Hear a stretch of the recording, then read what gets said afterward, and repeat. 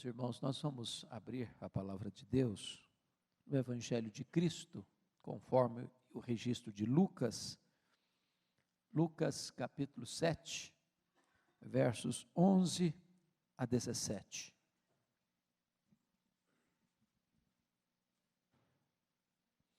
Lucas 7, 11 a 17.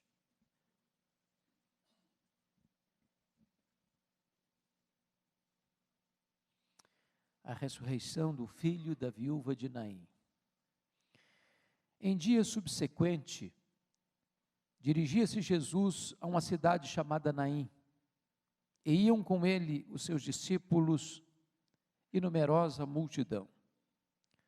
Como se aproximasse da porta da cidade, eis que saía o enterro do filho único de uma viúva, e grande multidão da cidade ia com ela. Vendo-a, o Senhor se compadeceu dela e lhe disse: não chores. Chegando-se, tocou o esquife e, parando os que o conduziam, disse: jovem, eu te mando, levanta-te. Levantou-se o que estivera morto e passou a falar. E Jesus o restituiu à sua mãe. Todos ficaram possuídos de temor e glorificavam a Deus, dizendo: grande profeta se levantou entre nós, e Deus visitou o seu povo. Esta notícia a respeito dele divulgou-se por toda a Judeia e por toda a circunvizinhança. Amém. Eu quero pensar brevemente com vocês sobre o tema a caravana da vida e a caravana da morte. Meus irmãos, este texto registra o primeiro milagre que Jesus operou acerca da ressurreição. Jesus operou 3 ressurreições, essa foi a primeira. Depois foi a filha de Jairo, depois foi Lázaro. E eu imagino a cena desta mulher que já havia passado pelo drama de ver seu marido adoecer e morrer, ficando-lhe um filho, um único filho. E esse filho era a sua esperança, e esse filho era a sua segurança, esse filho era o seu futuro. E de repente a doença bate à porta da sua casa mais uma vez. Eu imagino com que apreensão, com que ansiedade, essa mãe luta para salvar o seu filho naquela circunstância de enfermidade. Mas o seu filho único sucumbe e também morre. E diz a Escritura que Jesus Cristo está caminhando nas suas jornadas evangelísticas, agora não mais apenas acompanhado dos seus discípulos, mas Lucas, que é um historiador e muito preciso nos seus registros, diz no verso 11, que ele vai acompanhado de numerosa multidão. Parece até mesmo que é um pleonasmo, porque multidão já implica em grande número. Numerosa multidão é uma ênfase, para dizer que era um grande ajuntamento, uma grande caravana. Galileia tinha mais de 200 vilas e cidades. Essa cidade de Naim ficava 9 quilômetros ao norte de Nazaré, bem próximo do Monte Tabor. E quando Jesus está entrando, com seus discípulos e numerosa multidão, sendo esta a caravana da vida, capitaneada por aquele que é o autor da vida, aquele que é a ressurreição e a vida, desta cidade está saindo uma outra caravana. E você nota comigo que se a caravana que entra é numerosa multidão, diz o verso 12, que a caravana que sai é grande multidão. Então nós estamos falando de 2 multidões que se encontram, que se cruzam. A caravana liderada por Jesus, a caravana da vida, e a caravana liderada por um jovem único de uma viúva que morre e vai ser sepultado.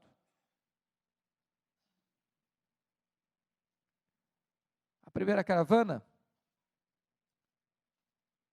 é liderada pelo Filho único, o Filho único de Deus, o Filho vivo destinado a morrer. A outra caravana é liderada pelo Filho morto, Filho único, que está destinado a viver. E desta forma,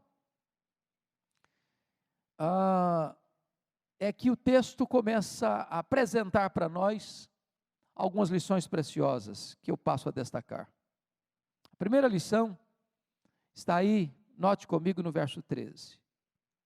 Vendo-a o Senhor. Naquela época, não apenas as pessoas se entristeciam, mas haviam pessoas que choravam profissionalmente, eram as carpideiras. Elas eram até contratadas para os funerais. Eu imagino que esse cenário era diferente dos demais, porque era um fato de comoção, porque se tratava do filho único de uma viúva.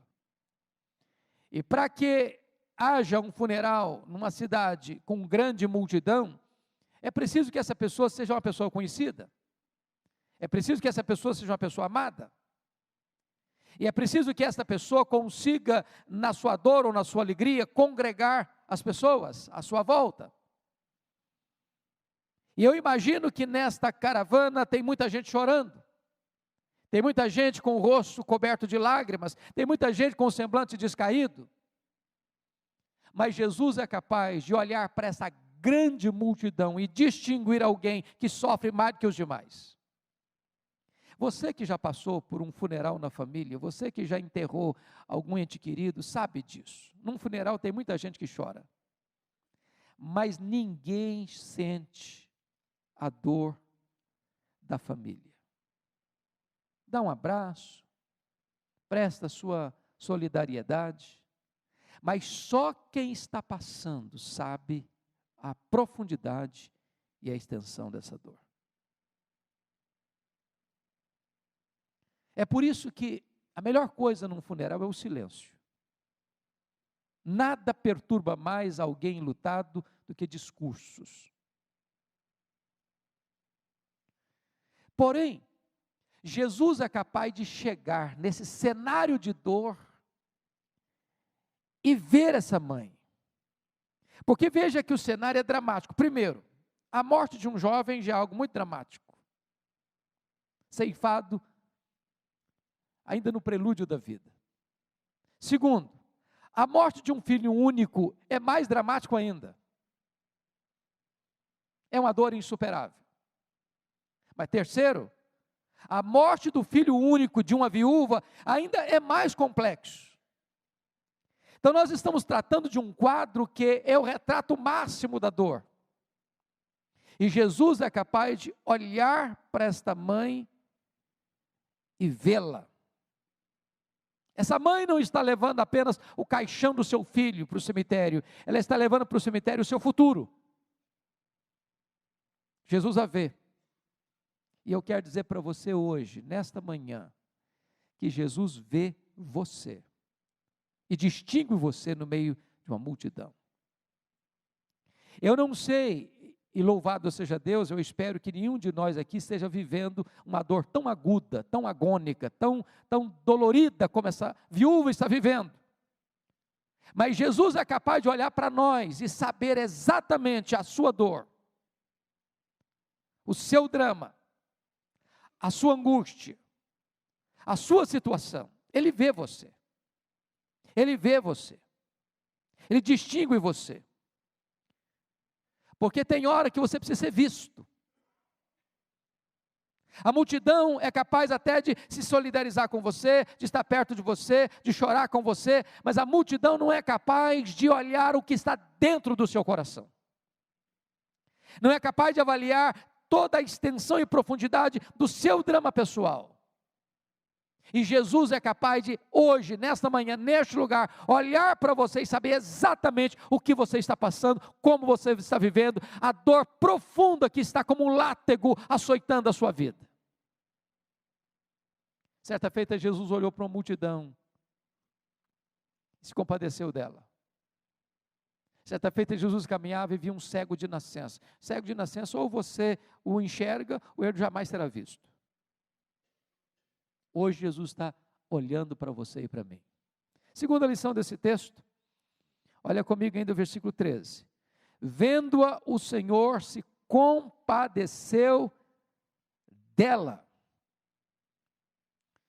Veja que essa mulher não pede nada, essa mulher não espera nada, essa mulher está apenas mergulhada no mar revolto da sua dor, naufragando no oceano das suas lágrimas, mas Jesus, que a vê, se compadece. Porque esse é um outro ponto importante. Às vezes nós somos capazes de ver alguém sofrendo, mas muitas vezes nós, como sacerdote, como levita, passamos de largo. Às vezes vemos, mas não nos importamos. Às vezes vemos e choramos e seguimos o nosso caminho. Às vezes vemos e até sentimos algo, mas não a verdadeira compaixão. Eu quero dizer para você hoje que Jesus não apenas vê você, Ele se importa com você. Ele lança o seu coração na sua dor. Ele sabe exatamente o que você está vivendo hoje, nesse momento, e Ele é capaz de não só se solidarizar com você, mas de ter a capacidade de entrar dentro de você e sentir a dor que você está sentindo. Ele se compadece. Ele se compadece. Algumas coisas que me impressionam nessa questão da compaixão de Jesus. Porque você não é capaz de ajudar efetivamente alguém, a não ser que você se compadeça. Porque ajudar sem compaixão é uma ajuda que não tem aliança, não tem envolvimento, não tem ligação, não tem pacto. E Jesus é capaz de olhar para você e sentir a sua dor, e entrar dentro da sua pele, e olhar com seus olhos, e ouvir com seus ouvidos, e sentir com o seu coração. Ele é capaz de se envolver com a sua dor. Ele é Deus conosco, Ele é Emanuel. Ele veio não apenas para estar entre nós, Ele veio para estar dentro de nós, nos nossos dramas mais profundos, nas nossas angústias mais terríveis. Ele se compadece de nós, Ele se importa conosco. Mas veja você, terceiro lugar, o que Jesus Cristo faz. Jesus estanca também as nossas lágrimas. Olha o verso 13, compadeceu-se dela e lhe disse, não chores. Meus irmãos, eu confesso para vocês, que não tem uma palavra mais insensata num funeral do que esta. Certa feita, eu participei de um culto, onde um filho, um rapaz de 20 e poucos anos, morreu num acidente muito grave de carro, e o pastor que foi pregar, quis fazer aquele funeral numa festa. Eu me senti tão constrangido, porque ele queria passar a ideia de que se você é crente, você tem que alegrar-se na morte. E embora nós temos uma viva esperança, o que eu encontro na Bíblia é que as pessoas choraram no funeral. Choraram no Velho Testamento, choraram no Novo Testamento também. Até Jesus chorou num funeral. Quando Jesus diz para essa mulher, não chores, não parece uma coisa muito estranha? Você já pode pedir para uma mãe, para uma viúva, que vai enterrar seu filho único, não chores. Será que isso não é um problema? Será que não é essa uma circunstância dramática? Será que esse não é um problema suficientemente grande para arrancar lágrimas dos olhos e criar feridas abertas no coração? Será que esse não é um drama capaz de cobrir a alma de crepe, de luto? Mas o que eu acho maravilhoso é que quem dá ordem, não chores, tem o poder para estancar as lágrimas. Notem comigo,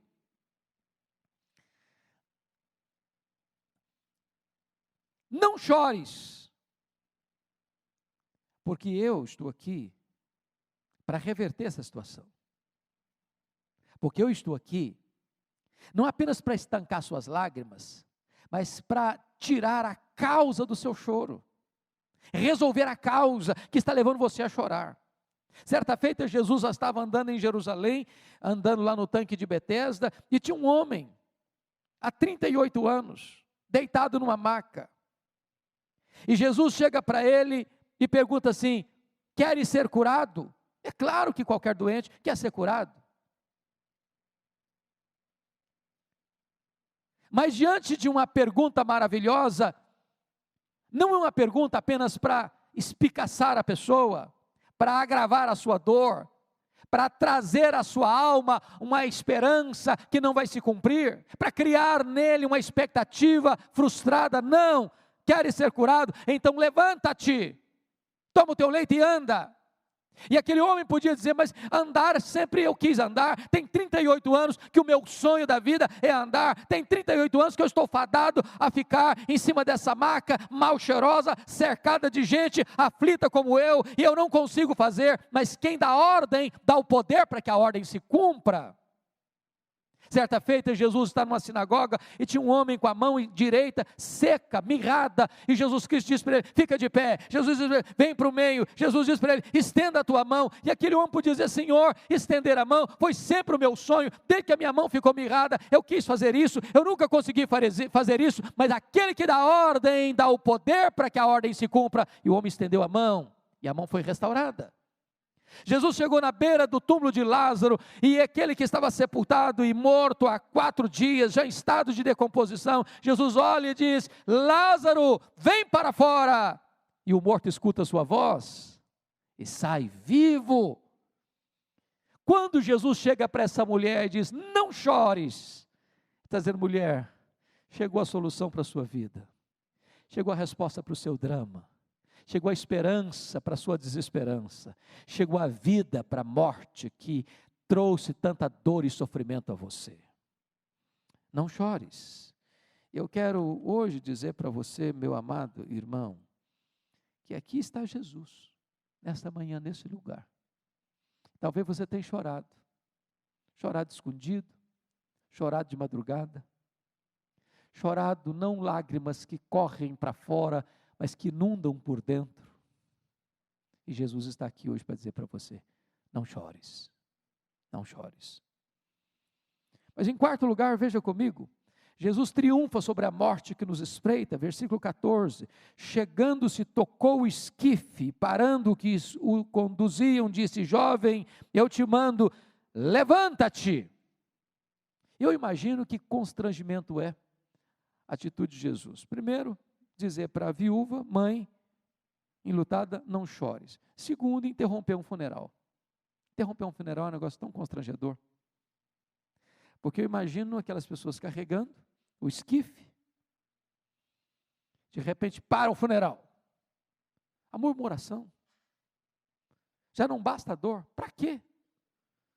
Ainda interferir numa situação dessa? Para que interromper uma marcha que precisa ter pressa? Parou. Quando todos imaginavam que era mais um capítulo de sofrimento para aquela mãe, para aquela mulher, para aquela pessoa enlutada, Jesus quis dar uma ordem para o morto: jovem, eu te mando, levanta-te. Dar uma ordem para um morto é algo impossível, porque um morto não escuta, um morto não atende, um morto não ouve, um morto não obedece, um morto não tem capacidade de ação nem de reação. É mais uma prova do poder onipotente de Jesus Cristo. Eu te mando, levanta-te. E diz a Escritura, que o jovem imediatamente se levantou, ele sentou, e Jesus restituiu aquele moço à sua mãe. Então eu quero dizer para você que se a própria morte consegue escutar a voz de Jesus, nada, nem ninguém pode deter a sua voz. Se Ele é capaz de trazer da morte à vida, nada é impossível para Ele.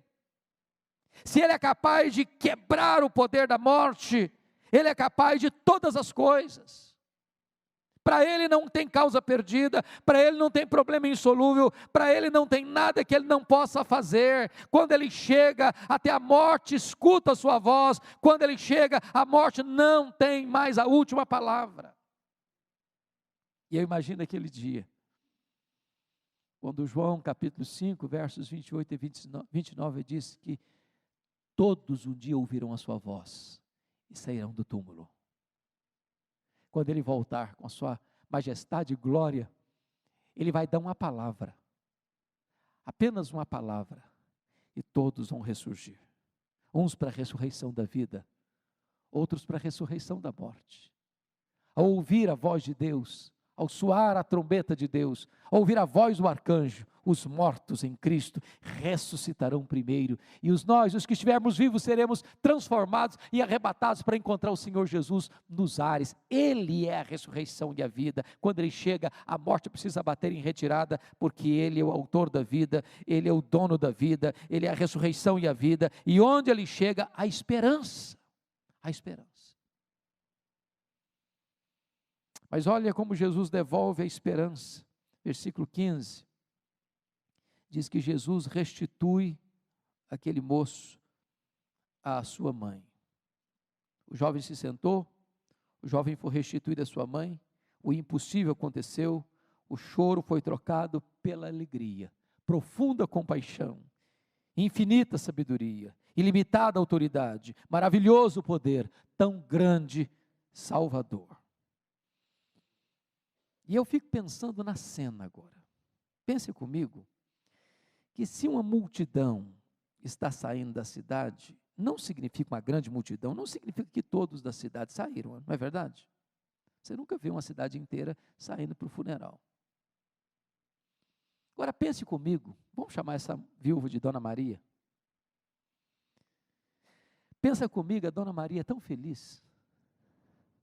Ela sai correndo de volta para Naim. Pense nessa cena comigo. Mas pulando de alegria, dando glória a Deus. Eu acho que, enquanto isso, o jovem está sendo abraçado pelos amigos, pelos vizinhos, pelos parentes. E eu imagino a cena da mulher, Dona Maria, chegando, e as pessoas pensam assim, eu acho que ela enlouqueceu. Eu acho que ultrapassou o limite da capacidade de sofrimento, ela perdeu a capacidade de discernir as coisas. E quando eles estão pensando que ela enlouqueceu, chega o filho, vivo, sorridente. Isso provoca um impacto tamanho. Isso reverbera de tal forma, que a Bíblia diz no versículo de número 17, que isso se divulgou por toda a Judéia e por toda a circunvizinhança. Note você que esse fato acontece na Galileia, e se você pega a geografia, é bem no norte da Galileia, é lá quase no extremo norte da Galileia, e esse negócio vai reverberar na Judéia, lá no sul. Para aquela época que não tinha rádio, não tinha televisão, não tinha jornal, não tinha nenhum meio de comunicação de massa, onde as coisas acontecem e todo mundo quer sabendo ao mesmo tempo, significa que esse fato reverbera por todo o país, que essa notícia corre. E o que eu quero dizer para você é que quando Jesus se manifesta com poder na sua vida, na minha vida, na nossa vida, quando nós experimentamos as intervenções soberanas e sobrenaturais de Jesus na nossa vida, quando o poder dele se concretiza e se historifica na nossa vida, isso reverbera, as pessoas ficam sabendo e a glória de Deus se manifesta, e o que você vai perceber é que tudo culmina exatamente na glorificação de Deus, porque é isso que diz o verso 16, todos ficaram possuídos de temor e glorificavam a Deus. E de que maneira glorificam a Deus? Exaltando o menino morto que ressuscita, exaltando a viúva? Não, exaltando a Jesus. Levantou-se entre nós um grande profeta, é o profeta anunciado por Moisés, é o Messias de Deus, é o Filho de Deus, que chega, e quando ele chega, a lágrima é cedida e dá lugar à alegria. Quando ele chega, a morte bate em retirada e se instaura a vida. Quando ele chega, o desespero acaba e a esperança é inaugurada. Quando ele chega, a vida eclode mesmo no meio da morte. Jesus está aqui hoje, irmãos. É o mesmo, tem o mesmo poder, tem a mesma compaixão, tem o mesmo conhecimento, tem o mesmo discernimento, tem o mesmo amor. E talvez você está engrossando a caravana da morte, gemendo, chorando, sofrendo, machucado pela vida. E hoje a caravana da morte pode se encontrar com a caravana da vida. Hoje Jesus Cristo pode entrar na sua história. Hoje Ele pode bater a porta do seu coração e dizer assim: acalme, não chore mais. Eu cheguei para mudar a sua história. Eu cheguei para mudar a sua vida. Eu cheguei para trazer esperança para você. Eu cheguei para inaugurar um novo tempo na sua vida. Feche os seus olhos, por favor. Curva a sua fronte. Vamos falar com Deus.